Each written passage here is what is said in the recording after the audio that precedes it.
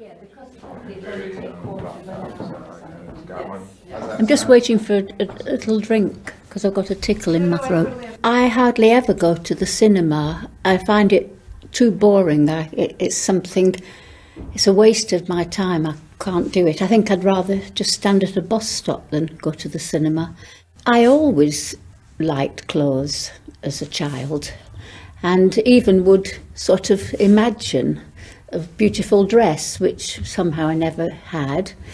And yes, because there was a big thing that irritated me, that somehow it was only little girls with curls that were somehow seemed to be pretty. And I very often got more plain dresses that probably suited me really well, but I really liked the idea of very, very frilly things. That's what I wanted. As a teenager, my mother and father never gave me much spending money at all. And so the way I budgeted is I made all my clothes. And I spent my money on shoes. Every now and again I bought shoes, but that's it, and I bought fabric. I didn't want to be a fashion designer at all. I did it to help a boyfriend that I had, whose name was Malcolm McLaren. Malcolm started to work on this group, the Sex Pistols, but we started in fashion together before that, and I started fashion to help him. I didn't want to do it. Well, I've been doing fashion for 30-something years, 35 probably. And I think it's only in about the last 15 to 20 years that I've actually enjoyed it. I'd never wanted to do it.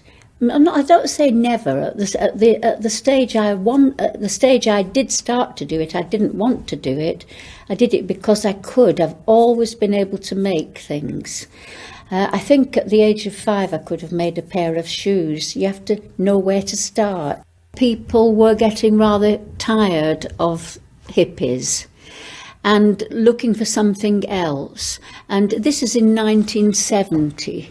And I would say that it was the beginning of the age of nostalgia. The walls were totally covered with pages torn out of 50s pin-up magazines.